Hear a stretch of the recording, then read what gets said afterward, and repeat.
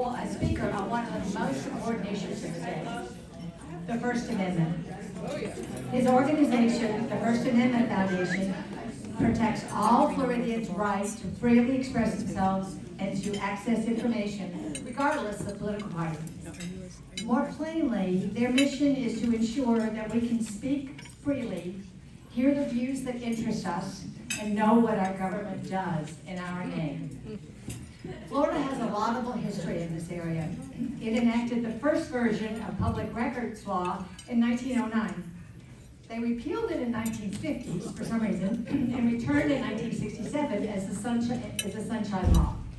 In 1992, Floridians demonstrated how strongly they feel about maintaining an open government by ratifying a constitutional amendment that guarantees the right to access public records in the state constitution. This section gives every Floridian the right to see or obtain a copy of any public record in the possession of the executive, judicial, or legislative branch of government. The amendment was approved by 83% of the vote in Florida in the general election in 1992, and it was made Florida the first state in the country to establish access to public records as a fundamental constitutional right. But that was then, right? What's going on now? And that's what we're going to hear about today. Our speaker is one of the leaders in fighting for government transparency, access to public records, press freedoms, and other free speech and assembly issues. It shouldn't be too surprising to us that Bobby Block came to the First Amendment Foundation after a successful career as a journalist in 2023. He worked for the Wall Street Journal, the Tribune Company, Reuters, and the Independent of London. He contributed to the Wall Street Journal's coverage of 9/11, which earned a Pulitzer Prize for breaking news in 2002.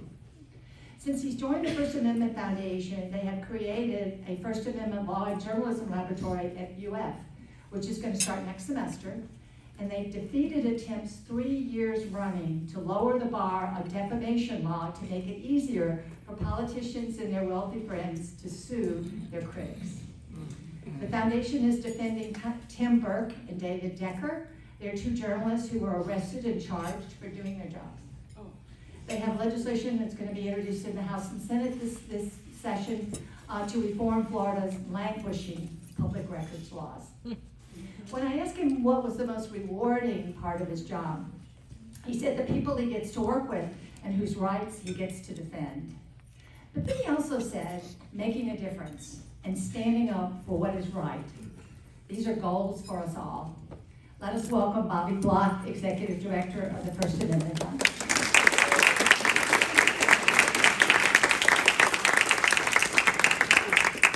Thank you very much, although I have to tell you, I feel completely naked up here without a sack. And I'm not sure how long I should stay in this vulnerable state. On November, there'll be a little introduction, but most of the time I'm talking, I really want to hear from you people about your fears, your concerns, what you're seeing, but I'll get to that in a sec. On November 22nd, down at the Chrome North processing facility down in Chrome Avenue in Miami, there were a group of predominantly religious people who were protesting the ICE detentions down there.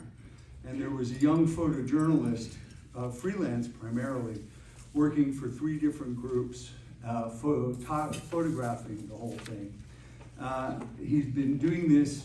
He was in Chicago, he was in LA, he was used to the routine, and when Florida Highway Patrol showed up and decided to arrest everybody, he got thrown into the mix, despite telling them very clearly that he was a journalist, he was there doing a job, he wasn't a participant.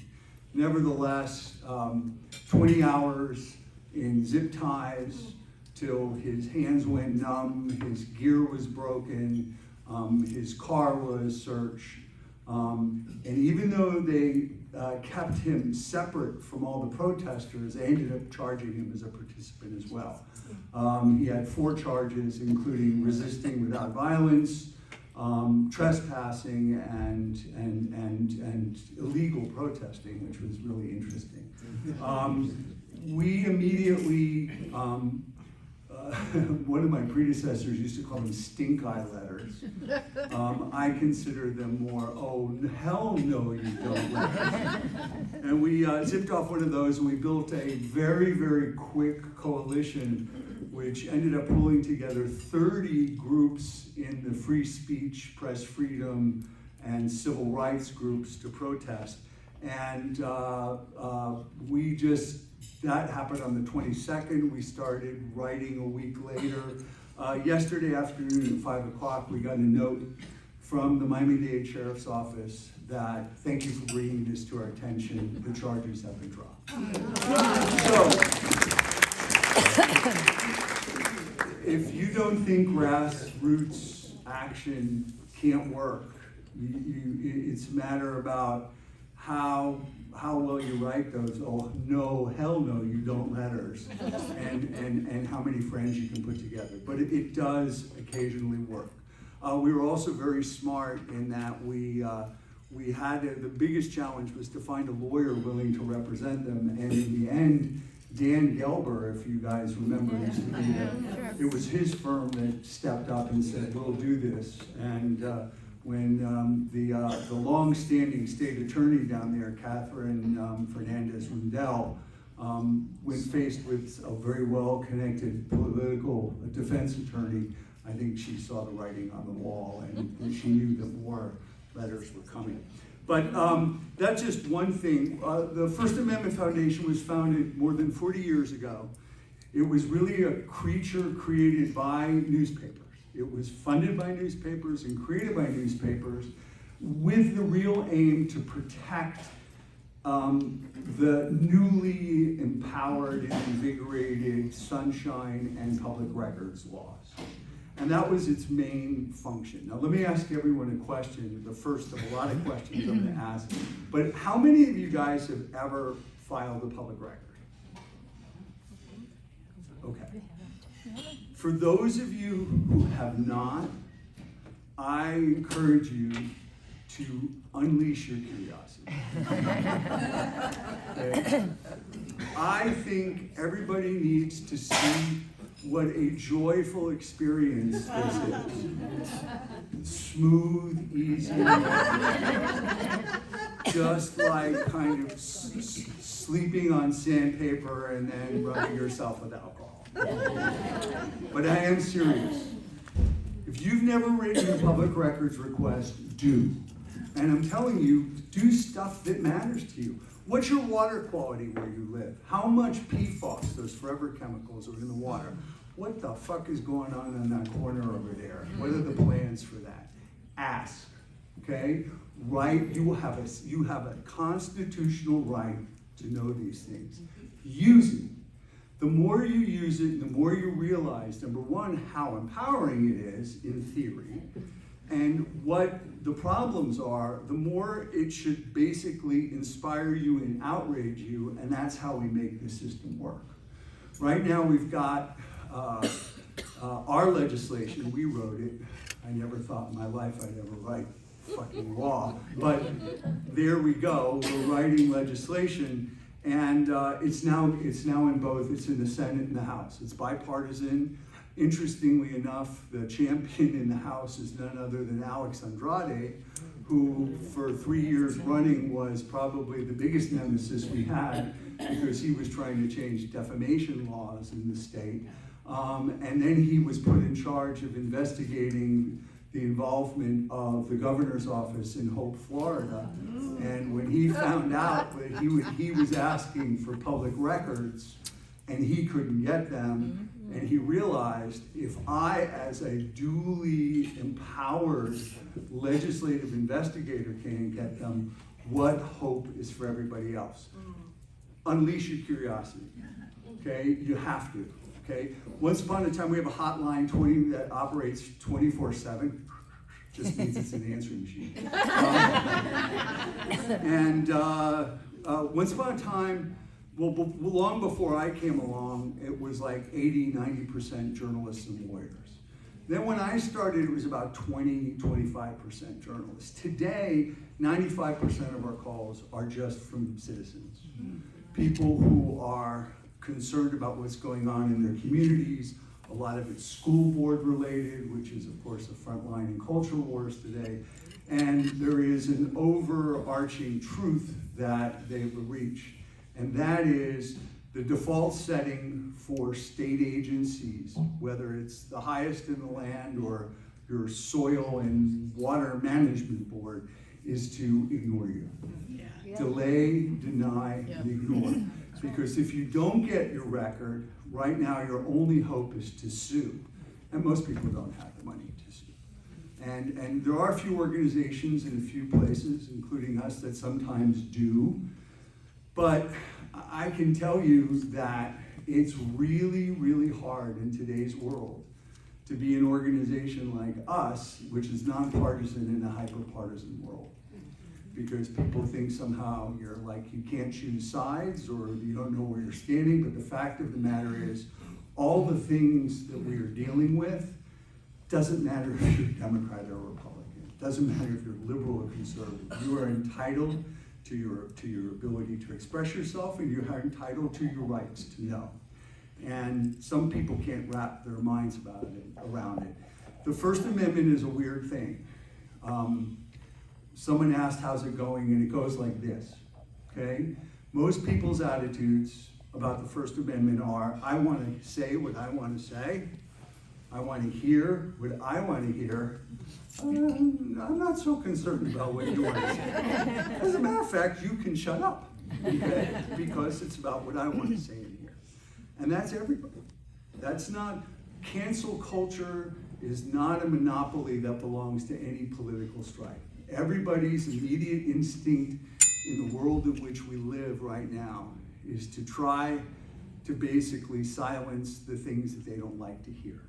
And for a lot of people, when they hear racism and hate speech, for them, that's enough. Those people should be quiet. Other people, when they hear LGBTQ plus rights, that's not what they want to hear, and they want that silenced. And the very virtue and beauty of the First Amendment is Killer Mike, the rapper and big advocate of the First Amendment, was giving a speech, and he said that he received his love of the First Amendment from his grandfather, who was born in slavery. And he said that it often escapes people that the First Amendment isn't so much about speaking, but it's about hearing. And if you used to think about it, in the old days, before we had mass media and cell phones and text messages and everything else, radios, you would stroll out on Sunday afternoon to the local park and you'd see people actually stacking up soapboxes and standing on them and talking, and most of it was rubbish, garbage. But people hung around to listen because that was how ideas were exchanged. And that's what fed debate and what made people think. And increasingly now, we want to limit who gets those soapboxes. So I've done a lot of these kinds of things before, and I've got a list of every single category of assault on free expression and your rights to know. But forget that. What I want to know is, what do you guys think? What are your concerns about the First Amendment? What do you even think the First Amendment means? What do you understand about government secrecy and your right to know? What's keeping you awake at night, or what's something that you don't understand? Because in some ways, whatever I have to say, you will remember or you'll forget, okay? But if it's a question that you have in your own mind, that will stick with you. So that's what I'd like to do. I'd like to talk to you guys about what you think about all this, what's concerning you. Is that okay? Do you think that'll work, or do you just want to hear me drone on? I don't have a sash, remember that. Well, I want to hear about some of those cases, so, don't ignore them. Let's get this on here. Who was saying something? I think he heard me. Oh, okay, I'm sorry. Questions, comments? Yeah. I have a cheerleader's voice, I think I can sing it. I am concerned about the interpretation of the First Amendment by our current court system. Can you talk a little bit about how the First Amendment Foundation is addressing that? The question is, there's some concern about how the courts are interpreting First Amendment. And what are we doing about it? That's a really, it's like kind of the Blob and Cousin It all together, you know, it's all amorphous and covered in hair, and which is the right side up. There's a big difference. You have a divide between how states, courts interpret some of these laws and how federal courts are interpreting the laws. A lot of the state courts frequently err, and they tend to genuflect more often than not to what the state attorneys and what the attorney generals have been doing. And you see some of the more egregious opinions taking place in your circuit courts. A lot of times they're being reversed by district courts, and most frequently by federal courts. Support for rights of speech are much better in federal courts. They still are. And you're seeing a lot of solidarity across, with very few exceptions, no matter who they were appointed by. So you have Reagan appointees and Bush 41 appointees who are in complete agreement with Obama appointees. You even have some Trump appointees that have angered the president for their positions on free speech. So it's really kind of a smorgasbord, but like everything that takes place in the courts, what you end up having is it's a slow and torturous process of reform. I'll give you an example of where the courts did do a good job, and we're talking about the federal courts. One of the cases we mentioned that was mentioned by Carol was a case of a man called Tim Burke. Tim Burke he was a really interesting kind of broadcast snoop. And what he would do, he found out, so if you're Japan television and you're Swiss television and I'm filming the Oscars, okay, there's like a 2-minute time delay, so if someone does something, I can bleep it out. But you, as Japan TV and Swiss TV, you're getting live feeds in real time coming to you, which are about 2 minutes ahead of everything else. And that way you get to choose the shots and camera angles that you want for your audiences. So people in Japan, remember when it was Chris Rock got hit by Will Smith, right? Okay, every country got a very different view of that smack. We got the back of the smack. A lot of other people got the full frontal of the smack, and it was a very different experience. Tim Burke, for years, was an expert in getting into those live streams, which are almost always publicly available, and looking for news that everyone missed, such as who was making out on the kissogram, the kissing camera, or whatever it was. He was doing that before people got caught. And as a matter of fact, some of the stuff he found it. Well, in 2020, he went in and looked at the Fox News stream of the interview of Tucker Carlson with Kanye West. And what they found is the most egregious things, the most outrageous things that Kanye West said, Tucker Carlson edited out. So he took all these clips, put them together, and gave them over to broadcasters. And the next thing you know is Fox News goes crazy and says, we've been hacked. So at 5 in the morning, he lives in Tampa, his apartment is broken into by FBI, all of his electronics are taken. He, like many people in the media field today, wears different hats. Being a journalist today is like one of those old sketches where you're sitting behind a desk and you put the bellhop camera head on and you take it off and you put the man. So he does consulting. So the government said he's not a journalist, which is not the government's job to determine who is and who is not. And then the next thing you know is they were prosecuting him not only for a violation of the Computer Fraud Act, but they accused him of wiretapping. Now, he accessed this from a computer. He found the passwords and everything on the Wayback Machine, which is the Internet Archive. He found the torrent streams in the same place, and he just went and watched them. You could have done the same. Well, the government decided, so this started with the Biden administration, by the way. Administration changed, and of course, the Trump administration doubled down. So we ended up putting together a group of really great academics and experts in this, and we ended up writing to the courts, a friend of the court brief, an amicus brief, basically saying why we thought wiretap was a really bad idea, using wiretap legislation, because of the way wiretaps traditionally work. And it would mean that if you gave your Netflix password to your daughter or your son, in theory, you were enabling them to wiretap. It would change the ways we engage with all streaming services, even what we do with Alexa. And the courts supported it. The courts threw out the wiretap charges. They threw out the worst of the computer fraud charges. So he's not out of the woods yet, but now he's only looking at misdemeanors. And chances are the rest of the charges will fall away, with the exception of the fact, of course, the state, the government is protesting. So on a lot of key issues, I think the federal courts have been spot on. A lot of, just like a lot of citizens don't fully understand those first 45 words, you have a lot of judges in the state of Florida that don't.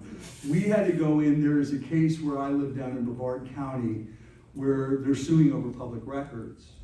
And the judge told the lawyer that it's chapter 119 of the Florida statutes that covers public records, that chapter 119 is not actionable, which means that you can't sue, which is, of course, bullshit. I mean, so we had to go back in and we had to have an intervention. We had to educate the judge.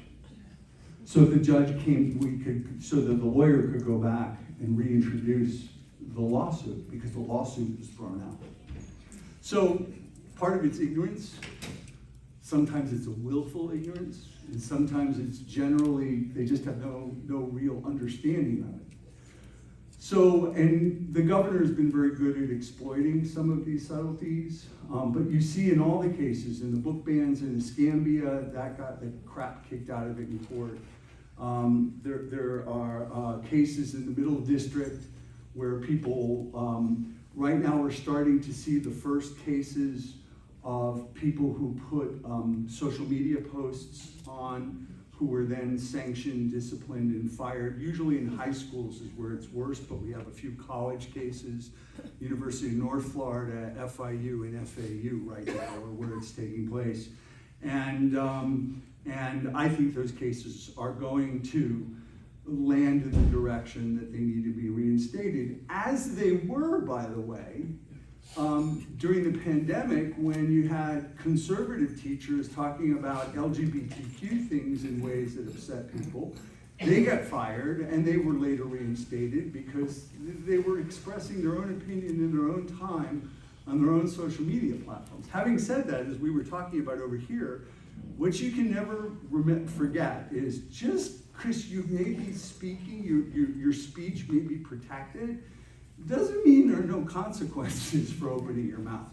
Another good example is this kid Preston Damsky, the law student from the University of Florida, class A racist. I mean, poster child of white supremacy, but very smart, incredibly smart, put together some really good law papers, won awards for the quality of his arguments.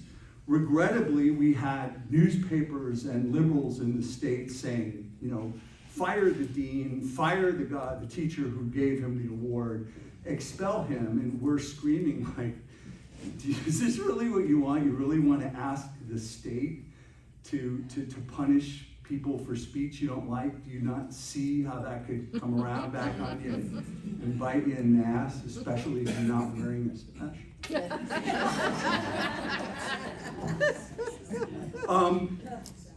But people do that, okay? And the fact of the matter is, he got reinstated. To be quite honest, I think UF blew the case. But he got reinstated, but here's the reality. That lad is never gonna work as an attorney. It's never gonna happen. No bar association will ever sign him on. So while he may have been vindicated in his rights, and that's kind of also the beauty of the First Amendment, everyone has the right to prove to the world that they're a douche, okay? Some people are really better at it than others, okay? You know, and that's a constitutional right. And to some degree, this is exactly what Killer Mike used to say. When his grandfather, when they would go into these meetings in Mississippi, he would say to his grandson, who was later going to be a rapper, you know what I love about the First Amendment? That within the first 5 minutes of being in this room, we're going to know who our enemies are. And if you think about it, that's pretty powerful. And it also is really useful. I covered the breakup of the breakup of the former Yugoslavia. And for 40 years, Tito, Joseph Broz Tito, the communist ruler, jailed, exiled, and executed people for talking about nationalism in a country riven by various different ethnicities. And 11 years after he died, the country was destroyed in an orgy of nationalistic violence, which in my opinion is always proof that pushing ideas underground doesn't do you any favors. Better sunshine and fresh air to kind of get rid of them. So anyway, so again, quick lesson, yes, the courts are by and large doing their job, and the corollary is just because you can say something doesn't mean you should.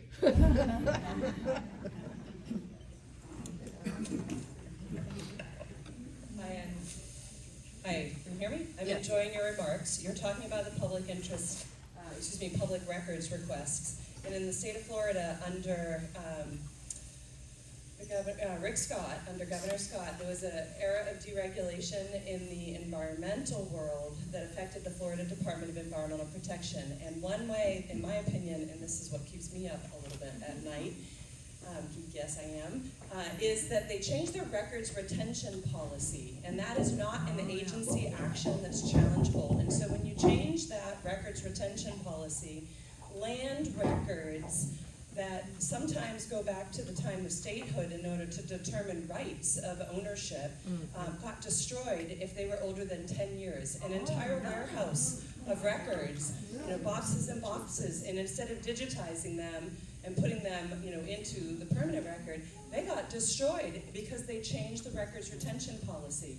Now, I'm not happy to say that I worked in a position of leadership at that time, objected, but was overridden, and it's sort of an insidious way that the agencies are enacting the will of the governor's office to reduce transparency, reduce what needs to be provided in a public records request, and so on. So it's just something that kind of slips under the radar, and it made me think of it after listening to your remarks.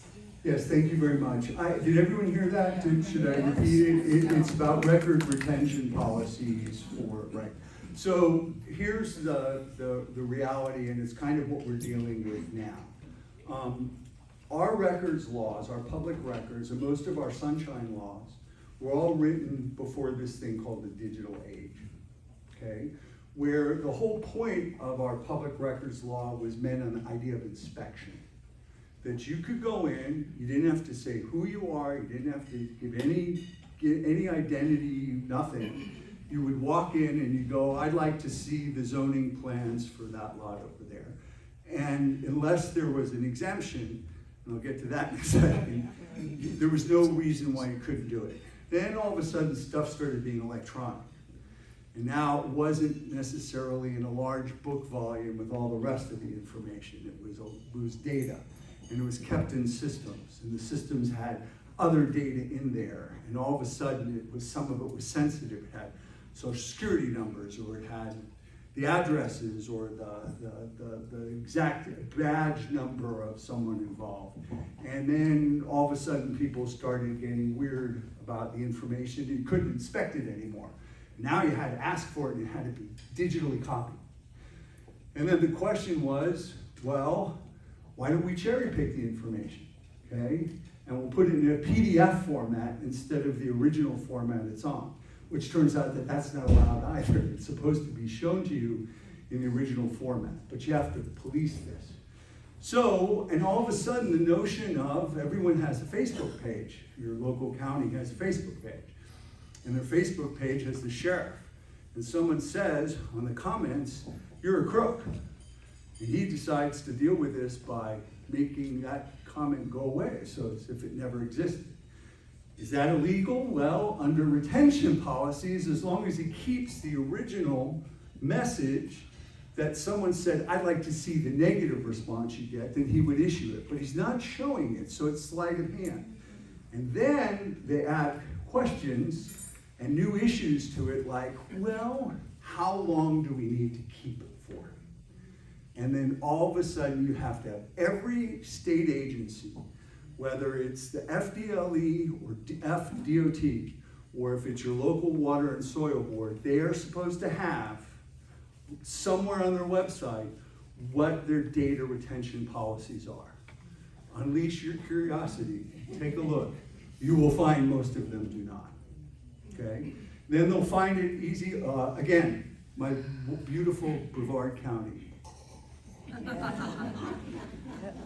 There is a school board meeting. And at this school board meeting, you have a woman talking about rates of enrollment and how they're dropping, and how this is really an important thing to discuss and do a study on in the name of transparency. And then one of our great thinkers, elected by beautiful people of Brevard County, is on a hot mic and says, "I fucking hate transparency. God damn it. Always this crap about having to do stuff in public. We're better off making these decisions in secret." On a hot mic. Okay? Excellent. How did the school board deal with this? Simple. Go to YouTube, watch that night, and there was nothing in there. It was edited out. And they're claiming that they're entitled to do that because they can remove profanity. Okay, which means I could never go to a meeting.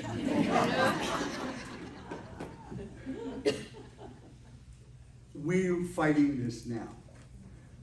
There is a real world issue in all of this, and that is, if you've got records all the way back to the 1800s, you have to figure out what to do with them. You can't store them in perpetuity because eventually they'll disintegrate. You need to digitize them, and therefore they should be handed over to maybe not even their own agency. There should be a repository, maybe at FSU or UF, but something should be done with all those historical records. But there's no rules on it. And the problem is, in the grand scheme of things for our legislators, protecting stuff that was written 90 years ago isn't exactly the cutting edge of their concern. Like eliminating property taxes and making teachers take oaths, right?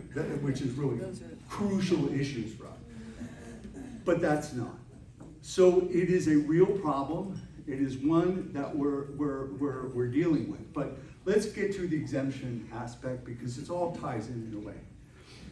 There are right now more than 1,200 exemptions on the books when it comes to public records laws. Most of them written by lobbyists, most of them meant to protect developers, businessmen who are doing deals with, that's where it really comes from. Now, increasingly, it's to protect every human being that somehow has some kind of, so all elected officials you can no longer find because they're afraid. And I don't want to belittle their fear. We are now living in unprecedented times. People's hatred towards free speech and the fact about how people use their free speech encourages an increasing sense of a legitimacy of political violence, of a legitimacy in rage, and it's expressed itself. But here's the real kicker. In Minnesota, all those legislators who were threatened, they didn't find them through public records. They found them through those companies that say, what's your neighbor doing? For $20, we'll tell you everything about everyone you know, and you get a month free. Well, he took a free month, he got everything on those things. So it doesn't deter bad actors, but it does put you in the dark. And what is really worrying, particularly about public officials, is when you go to vote, wouldn't it be nice to know if the person you're voting for still lived in the district? You know? You can't know that now because they're afraid. And again, it's very difficult to fight them because the fear is legit. However, our public records regime is now the equivalent of the US tax code. So I'm in a kind of, I've locked horns with some of my colleagues on this because I'm not fighting exemptions anymore. Not at least now. And the reason I'm not fighting them anymore is because what's the sense of fighting exemptions if they're not releasing the stuff that they're entitled to release? When the main legal framework is broken, fighting about exemptions kind of, to me, is stupid. So I have a plan that what we're going to try and do is put some teeth into our records laws, and then I'm going to get, of all people, because he's a big records champion, Don Gates, to initiate an investigation. Because under the law, before you create an exemption, before legislators create an exemption, they've got to pass two legal hurdles. One is that they have to show there's a benefit to the exemption, okay? And then they have to show that that public benefit is so compelling that it's worth stepping on your constitutional rights and our sunshine laws. They don't do that. Even in this fear, this last year when they were really worried, okay, they didn't do that. What they did was they said there's a potential for abuse. I'm sorry, that's not compelling. They had an opportunity to show, we've got 60% more threats coming in just the last year. I've got more. They didn't do it. They just did it with a boilerplate kind of approach. And when you challenge them, they jumped on me for not caring about the well-being of our elected officials. And I hated to inform them if they continued to think like that, I probably didn't care about it. But that's the reality. So the first step is unleash your curiosity. File your own bill, file your own requests, but at the same time, watch what happens to these record bills. Write your legislator and tell them government secrecy is unacceptable. 6.5 billion. Let me repeat that. 6.5 billion with a B. Blah, blah, blah, blah. Okay? Can you fathom this amount? That is the amount in emergency contracts that the governor has signed in the last few years that we have no idea who benefited, what it was for, and what it was about. Because he is not releasing the records or putting them in a public place as the law requires him to do. And the Senate just gave him a pass just 3 weeks ago. These are your elected representatives. They work for you. They don't think they do, and they don't act like they do. Remind them. Sucker, you work for me. I have a sash. What's the bill number? 443 and 770. HB 443 and SB 770. Andrade in the House and Rousseau in the Senate.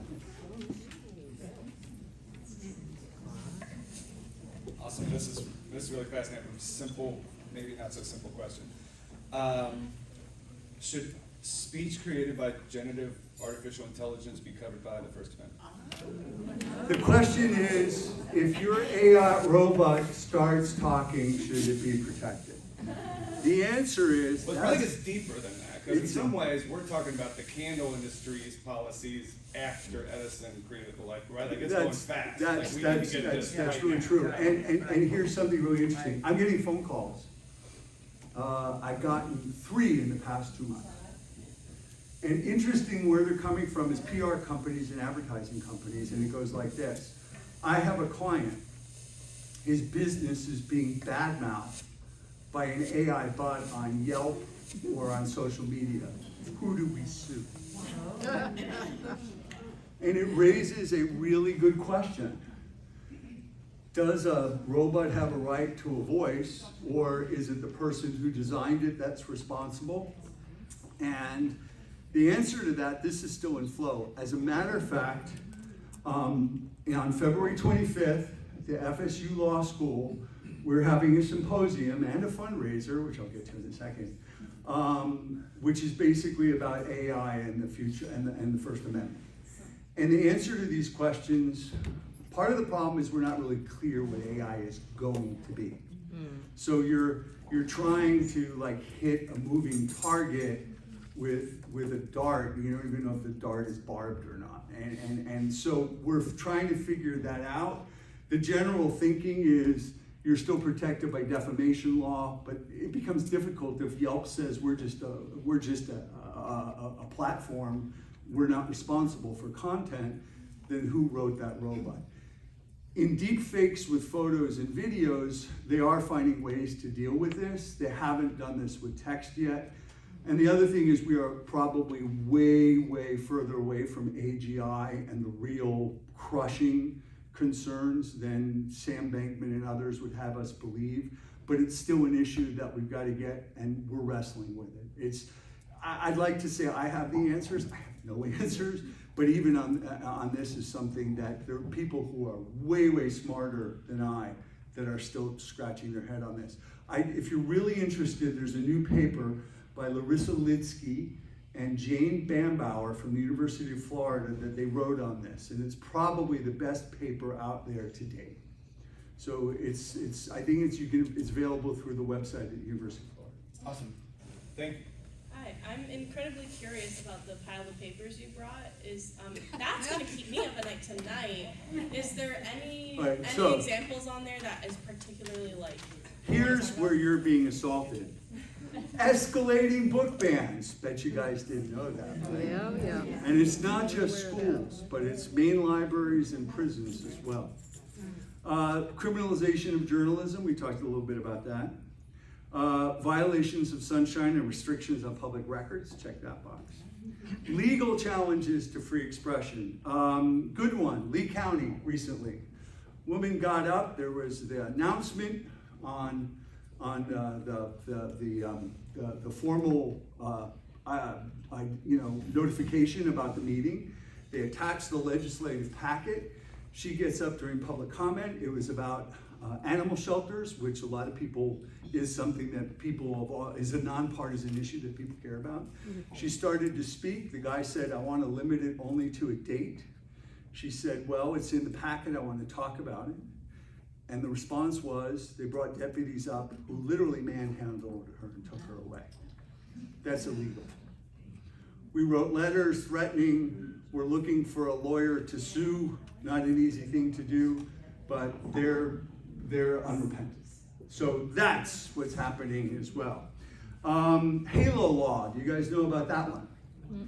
As of last year, first responders now have a right for a 25-foot kind of space around them where you can't inflict undue emotional stress. Okay, unless you have a legitimate purpose. Now, when they were writing this law, it was like, oh, hell no. What do you mean by legitimate purpose? And what is undue emotional? You're not defining these terms. These are overly broad. Courts don't like them. We support you trying to give a little peace to first responders, but imagine if this law had been applied in Minneapolis to the woman filming the last moments of George Floyd. Right. She would have been arrested. We never would have seen it. Right. It is your First Amendment right to be able to film cops while we're working. Now it's open to discretion. We've had 2 arrests that were questionable. The big thing about challenging law is you have to have what those damn lawyers call standing.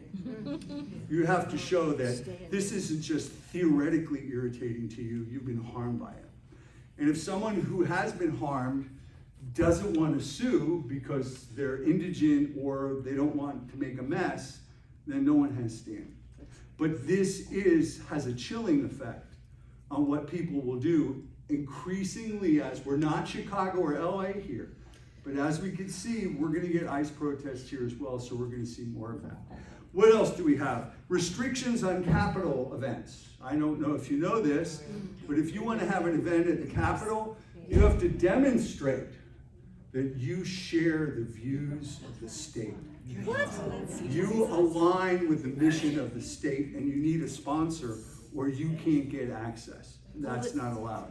It does look like they're not holding to that very firmly. Because DMS didn't want to do it in the first place. But the laws are on the books. Yeah, I have know to the laws on the books. give that. DMS credit for not being slavish to it, but it has been used twice.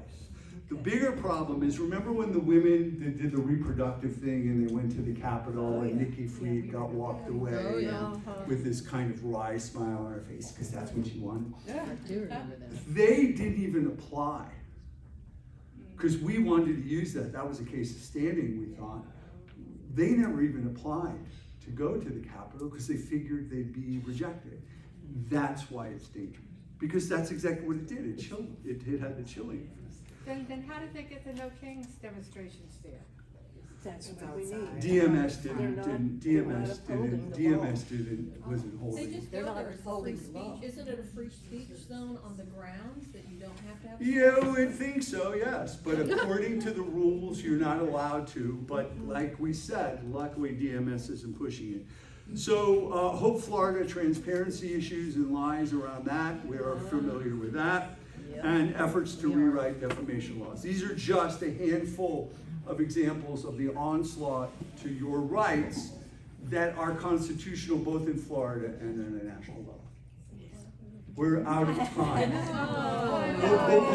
Before I go, I want to say this. We are really small, and we are suffering. We don't have an industry to support us the way we once did with the news industry. And increasingly, because of the way things are, I had to let go of a lot of staff that I really didn't want to do. They were great people, and they were doing great work. I'm on TikTok, which is something I swore I'd never do. And yet there I am reducing all my pithy thoughts to 90 seconds. And it has resulted in bringing some new attention to us. But please, if you can find it in your hearts, we can only do what we do based on the kindness and generosity of strangers and the people that we help. So, the old thing, no amount's too small, but if you could go to our website, Florida FAF, Florida all spelled out, FAF.org, and follow the donate buttons. If I was entertaining, please help us, because we don't do this. I was saying to people before that I was a spy, I was a war correspondent most of my life. This is probably the most stressful job I've ever had. And part of the reason the job's so stressful is not only because it's so much common sense being stepped on, but it's also that the most stressful thing in the universe is being given responsibility for an outcome and not having the resources to deliver. So I'm not doing this for me, I really am doing it for all of you. So please, if you could, please go to the website, donate whatever you can, and remember, we're here.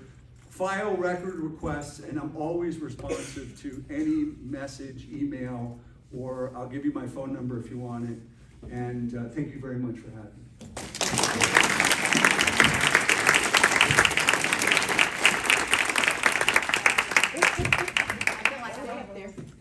I feel like I'm a spoiler all the time. You guys are always having fun, and then I interrupt. So. Okay, you're having a great time.